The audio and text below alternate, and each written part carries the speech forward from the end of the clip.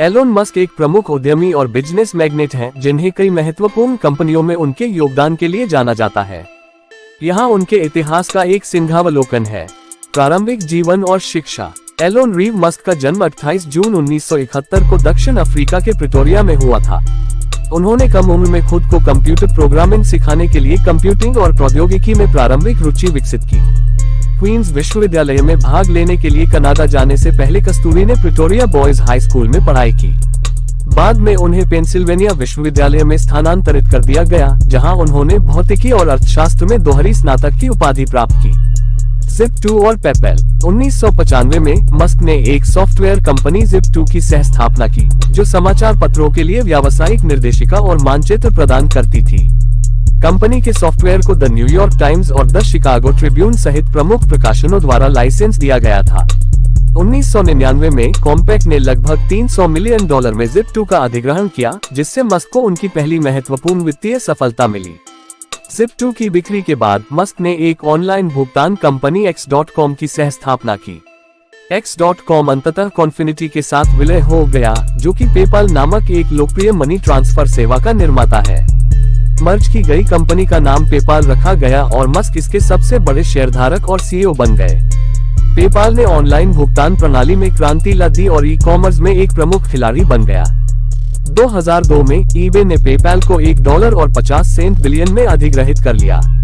SpaceX. PayPal की बिक्री से अर्जित धन के साथ एलोन मस्क ने अपना ध्यान एरोस्पेस उद्योग की ओर लगाया। 2002 में उन्होंने अंतरिक्ष अन्वेषण की लागत को कम करने और जीवन को बहुग्रहीय बनाने के लक्ष्य के साथ SpaceX space exploration technologies corporation की स्थापना की।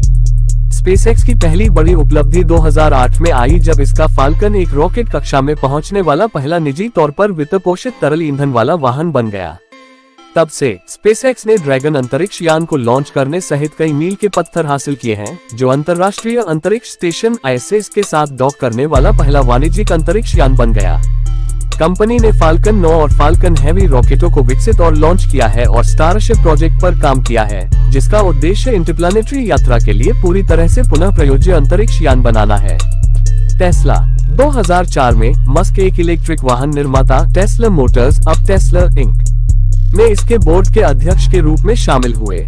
वह कंपनी के संचालन में गहराई से शामिल हो गए, अपने स्वयं के पैसे का निवेश किया और 2008 में सीईओ की भूमिका निभाई।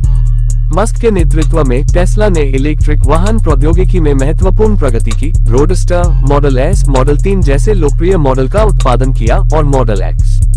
कंपनी की सफलता ने दुनिया भर में इलेक्ट्रिक वाहनों और नवीकरणीय ऊर्जा को अपनाने में तेजी लाने में मदद की है। अन्य वेंचर्स। एलोन मस्क कई अन्य उपक्रमों और पहलों में शामिल रहे हैं। 2006 में उन्होंने सौर ऊर्जा सेवा कंपनी सोलासिटी की सह स्थापना की, जिसका उद्देश्य सौर ऊर्जा को अधिक सुलभ और सस्ती बनाना था। सोलासिटी को बाद में टेस्ला ने अधिग्रहित कर लिया था। 2015 में मस्क ने ओपनआई की स्थापना की, जो एक सुरक्षित और लाभकारी तरीके से कृत्रिम बुद्धिमत्ता को आगे बढ़ाने पर केंद्रित एक शोध संगठन है। ओपनआई ने AI के क्षेत्र में महत्वपूर्ण योगदान दिया है और इसका उद्देश्य यह सुनिश्चित करना है कि कृत्रिम सामान्य बुद्धि पूरी मानवता को लाभान्वित करे। मस्क ने हाई स्पीड ट्रांसपोर्टेशन सिस्टम विकसित करने में भी रुचि व्यक्त की है, जैसे कि हाइपरलूप अवधारणा, जो अल्ट्रा फास्ट यात्रा के लिए वैक्यूम सील ट्यूबों के नेटवर्क का प्रस्ताव करती है। अपने व्यापारिक प्रयासों के अलावा एलोन मस्क ने अपने महत्वाकांक्षी लक्ष्यों, दूरदर्शी विचारों और सोशल मीडिया पर मुखर उपस्थिति के लिए ध्यान आकर्षित किया है। उनके योगदान ने उन्हें प्रौद्योगिकी और व्यावसायिक उद्योगों में सबसे प्रभावशाली शख्सियतों में से एक बना दिया है।